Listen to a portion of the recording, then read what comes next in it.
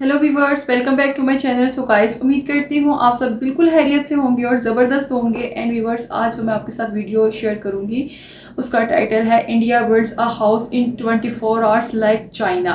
अच्छा जी, जो वीडियो मैं आपके साथ शेयर कर रही हूँ इससे पहले मैंने ना तो चाइना की वीडियो देखी है, मे बी उनकी कंट्री में इस तरह का काम चल रहा हो, ये इम्प्रूवमेंट चल रही हो। डेफिनेटली कहीं ना कहीं से तो कोई चीज़ स्टार्ट की जाती है ना, या जापान से हो या इंडिया से हो। मैंने ये वीडियो पहले नहीं देखी हुई। फर्स्ट ऑफ ऑल मैं इंडिया से ये वीडियो देख रही हूँ, तो करते जी वीडियो को स्टार्ट और देखते हैं कि ऐसी क्या न्यूमन टेक्नोलॉजी इंडिया में आई है कि जो कि विद इन 24 आवर्स में ही घर रेडी कर दिए जाएंगे। और यार, अगर इस तरह का सीन होने वाला है तो जो बिल्डर्स हैं ना, तो उनकी तो फिर मौजें लग गई हैं। तो जी व्यूवर्स, करते हैं वीडियो को स्टार्ट। वीडियो को लास्ट तक देखिएगा। एंड आई रिक्वेस्ट, अगर आपने अभी तक मेरे चैनल को सब्सक्राइब नहीं किया तो चैनल को सब्सक्राइब कीजिएगा, वीडियो को लाइक कीजिएगा एंड होता है वीडियो ज़रूर कमेंट में मुझे अपना फीडबैक शेयर कीजिएगा। So stay here. मेरा नाम है Yogesh and welcome to infra talks. आप मेरे पीछे जो कंस्ट्रक्शन देख रहे हो, इस पूरे कंस्ट्रक्शन को किसी लेबर के थ्रू नहीं बल्कि एक 3D प्रिंटिंग मशीन के थ्रू किया गया है। एक्चुअल में एक ऐसी मशीन जो रातों रात घर को खड़ा कर सकती है। इसमें आपको करना सिर्फ इतना होगा कि आप अपने घर का 3D मैप जैसे ही कंप्यूटर के थ्रू इस मशीन में अपलोड करते हो, वैसे ही मशीन ऑटोमेटिकली अपना काम स्टार्ट कर देती है। और विद इन डेज, यहाँ मैं महीनों की बात नहीं कर रहा हूँ, केवल विद इन डेज ही ये पूरी जो मशीन है आपके घर का कंस्ट्रक्शन खत्म कर देती है। जहाँ पहले आपको चाइना और जापान में इस तरह की टेक्नोलॉजी देखने को मिलती थी, अब वो सेम टेक्नोलॉजी चाइना से इंपोर्ट होकर इंडिया में आ चुकी है। आज की इस वीडियो हम जानेंगे कि आखिर कैसे ये 3D प्रिंटिंग मशीन काम करती है और कितना समय ये मशीन लेती है घर को बनाने में, एक एवरेज लेबर के थ्रू बने हुए घर के कंपैरिजन में। बाकी अगर मैं इसकी स्ट्रेंथ की बात करूं तो बताया जा रहा है कि जो ये मशीन के थ्रू जो वॉल्स बनी है, इनकी स्ट्रेंथ हमारी नॉर्मल वॉल से 4 से 5 गुना बेटर होती है।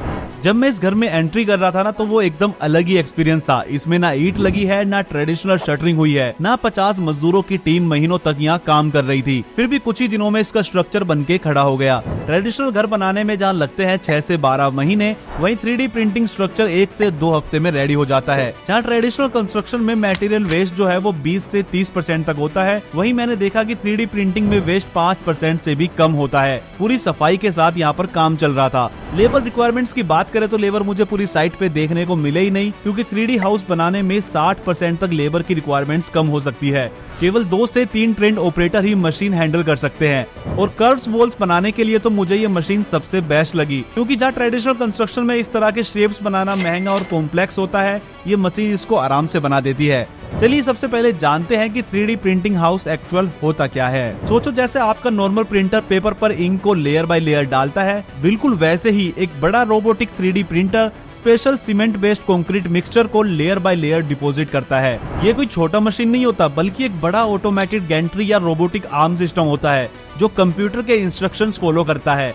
हर लेयर लगभग 20 से 30 मिलीमीटर थिक होती है। मशीन एक प्रिसाइज पैटर्न में कंक्रीट निकालती रहती है और धीरे धीरे एक लेयर के ऊपर दूसरी लेयर चढ़ते चढ़ते पूरी वॉल खड़ी हो जाती है। यहाँ पर जो है ब्रिक्स का बिल्कुल भी यूज नहीं होता। साथ में ही जो उसकी शटरिंग होती थी वो भी ऑलमोस्ट एलिमिनेट हो जाती है। मतलब ट्रेडिशनल कंस्ट्रक्शन के जो काफी स्टेप्स है वो स्किप हो जाते हैं, जिससे कि काम काफी ज्यादा फास्ट हो जाता है। सबसे पहले जो है वो डिजाइन कंप्यूटर सॉफ्टवेयर में बनता है और 3D एक मॉडल रेडी किया जाता है। उस डिजिटल फाइल को प्रिंटर मशीन को दे दिया जाता है और उसके बाद मशीन उस एग्जैक्ट डिजिटल डिजाइन्स को रियल लाइफ स्ट्रक्चर में कन्वर्ट कर देती है। प्रिसीजन इतनी ज्यादा हाई होती है इस मशीन की कि जो कर्व्स होते हैं, कस्टमाइज शेप्स होती है और यूनिक आर्किटेक्चरल डिजाइन होते हैं, वो काफी ज्यादा इजीली बन जाते हैं। ये मशीन एक गैंट्री फ्रेम के अंदर मूव करती रहती है। नोजल से स्पेसिफिक डिजाइन कंक्रीट मिक्सचर निकलता रहता है। कंक्रीट जो है वो नॉर्मल आरसीसी जैसा नहीं होता हमारा, इसको अलग तरीके से डेवलप किया जाता है ताकि वो जल्दी से जल्दी सेट हो जाए और नेक्स्ट लेयर को सपोर्ट कर सके। लेयर बॉन्डिंग ही इसकी एक्चुअल स्ट्रेंथ का बेस है। आगे बढ़ते हैं हमारे नेक्स्ट पॉइंट पे, जो कि है कॉस्ट। लोग सबसे पहले यही पूछते हैं कि ये जो पूरा मशीन और पूरा सिस्टम है महंगा होगा, लेकिन इसका सबसे छोटा आंसर यही होगा कि सब कुछ डिपेंड करता है आपके स्केल पर।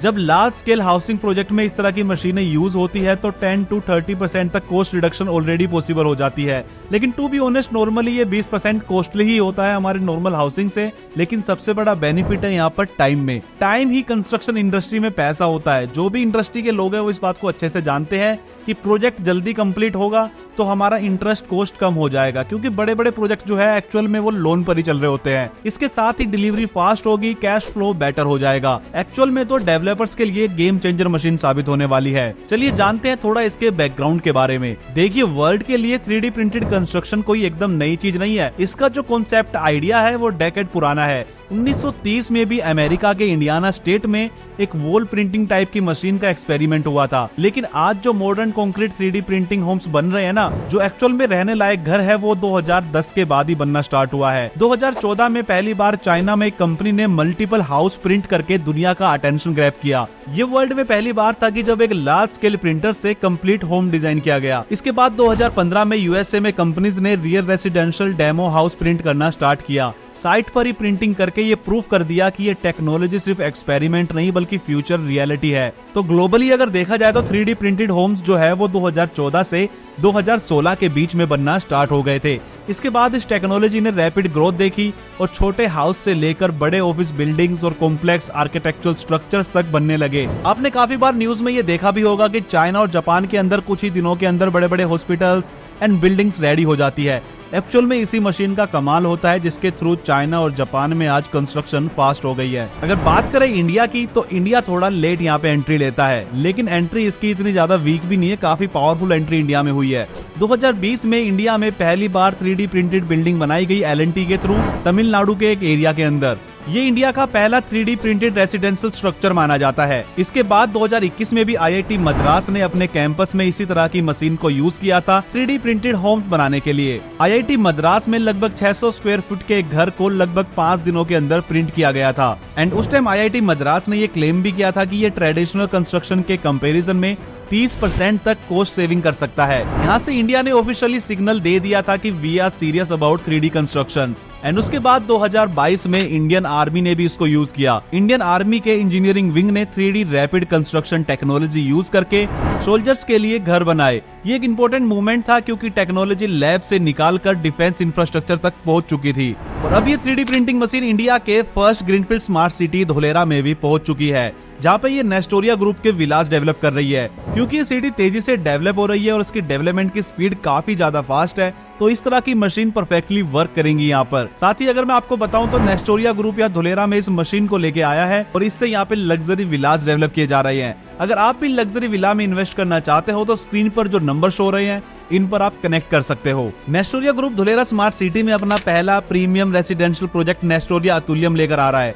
ये प्रोजेक्ट एक exclusive collection of 3 BHK luxury villas का है, जो फुली फर्निश्ड होंगे और प्रीमियम फ्यूचर रेडी लिविंग के लिए डिजाइन किए गए हैं। तो आप भी नीचे दिए गए नंबर पर कॉल करके अपनी इन्वेस्टमेंट जर्नी स्टार्ट कर सकते हैं। अब बढ़ते हैं अपने नेक्स्ट पॉइंट पे कि ये मशीन इंडिया के लिए क्यों इम्पोर्टेंट है। देखिए, इंडिया में हाउसिंग शॉर्टेज लाखों यूनिट में है। अगर ये टेक्नोलॉजी स्केल होती है तो अफोर्डेबल हाउसिंग फास्ट हो सकती है, स्लम रीडेवलपमेंट काफी ज्यादा एक्सीलरेट हो सकते हैं और डिजास्टर रिलीफ हाउसिंग भी रैपिड बन सकते हैं। इमेजिन करो फ्लड के बाद या अर्थक्वेक के बाद पूरी कॉलोनी 10 से 15 दिन में वापस खड़ी हो जाए। ये फ्यूचर इमेजिनेशन नहीं है, ये टेक्नोलॉजी ऑलरेडी एग्जिस्ट करती है अब इंडिया में। एंड सबसे बड़ा एक कॉमन सवाल इंडियन के मन में आता है कि क्या ये इंडिया में सक्सेस होगा, क्या ये वर्किंग मॉडल है या नहीं है। देखिए, इंडिया में ये टेक्नोलॉजी अभी एक्सपेरिमेंटल से रियल वर्ल्ड स्टेज में आ चुकी है। इस तरह की टेक्नोलॉजी को इंडस्ट्री लेवल पर एडॉप्ट किया जा चुका है। पायलट हाउसेस प्रिंट हो रहे हैं और लार्ज बिल्डर्स भी अब इसमें अपना इंटरेस्ट दिखा रहे हैं। और जो मैंने यहाँ साइट पर पर्सनली देखा वो ये कंफर्म करता है कि इंडिया में ये टेक चल रहा है। एक और कॉमन सवाल जो हर व्यूअर्स पूछता है कि क्या ये इंडियन एनवायरनमेंट और वेदर कंडीशन के लिए स्ट्रॉन्ग है, तो इसका सिंपल सा आंसर है कि हाँ, क्योंकि जो ये पूरा 3D स्ट्रक्चर है उसकी स्ट्रेंथ जो है वो ट्रेडिशनल के साथ कंपेयर आप कर सकते हो। उससे स्ट्रॉन्ग ही होगा, उससे वीक ये नहीं हो सकता। साथ ही मल्टी लेयर बॉन्डिंग से वॉल स्टेबिलिटी अच्छी हो जाती है। टेम्परेचर रेंज में भी 5 डिग्री से लेके 45 डिग्री तक स्ट्रक्चर में कोई कॉम्प्रोमाइज अभी तक नहीं देखा गया है।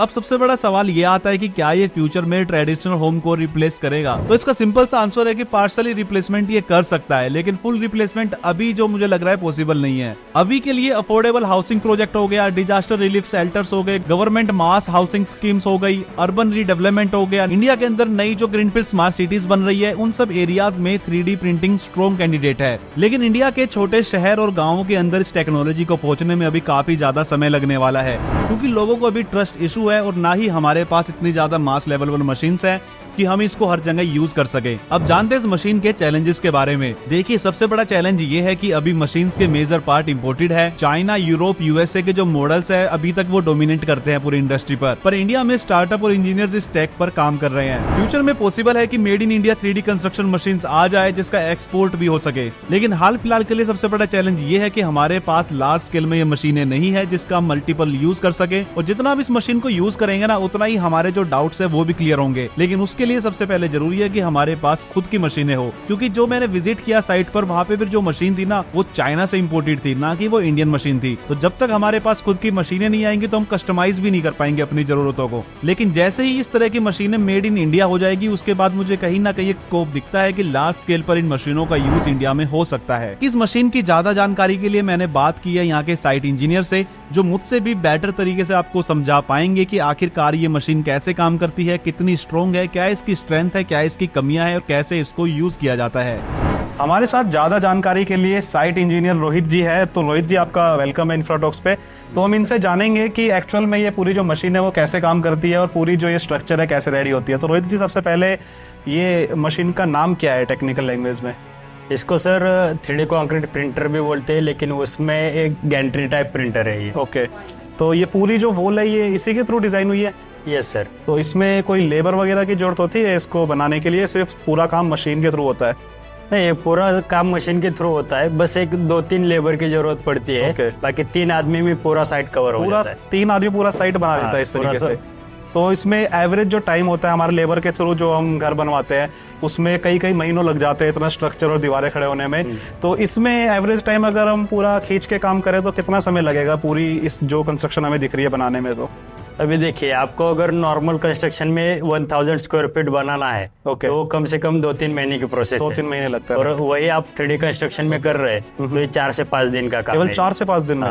तो इसकी कॉस्टिंग भी ज्यादा होती होगी? हाँ, अभी नॉर्मल कंस्ट्रक्शन के हिसाब से इसकी कॉस्टिंग थोड़ी 20% हायर है। 20%? क्योंकि इसका जो रॉ मटेरियल वगैरह रहता है वो भी इंडिया में इजीली अवेलेबल नहीं है। अच्छा, ये जो कंक्रीट हम देख रहे हैं कोई नॉर्मल कंक्रीट या नॉर्मल कोई कंस्ट्रक्शन का वो नहीं है, इसमें कुछ डिफरेंट आप बता रहे हो क्या होता है? हाँ। क्या होता है ये सोल्यूशन, आप बताओगे मुझे? ये सर स्पेशल 3D प्रिंटिंग के लिए डेवलप किया हुआ मटेरियल है। अच्छा, क्योंकि अपना नॉर्मल जो रहता है वो अपन सीधा जगह पे पोर करते हैं, ये वैसा नहीं है। इसको पाइप थ्रू पंप होके आना होता है। इसमें कुछ अलग केमिकल्स वगैरह भी यूज होते हैं ऐसे? हाँ सर। तो अगर इसकी स्ट्रेंथ की हम बात करें तो देखो, देखने में तो ये काफी मुझे मजबूत लग रहा है, और हमारे नॉर्मल जो इंडियन हाउस होते हैं वही मजबूत ही होते हैं। तो उनके कंपैरिजन में ये उनके जैसा ही होता है या उनसे बेटर होता है? सर, नॉर्मल कंस्ट्रक्शन का जो ग्रेड रहता है वो M15 से M20 ग्रेड का कंक्रीट रहता है। ये अपना M40 ग्रेड का कंक्रीट है। ठीक है, ये मतलब उससे नॉर्मल से डबल है। नॉर्मल से डबल है, डबल स्ट्रॉन्ग है। तो इसका अर्थक्वेक वगैरह और बारिश के दिनों में कोई इस पे इम्पैक्ट होगा?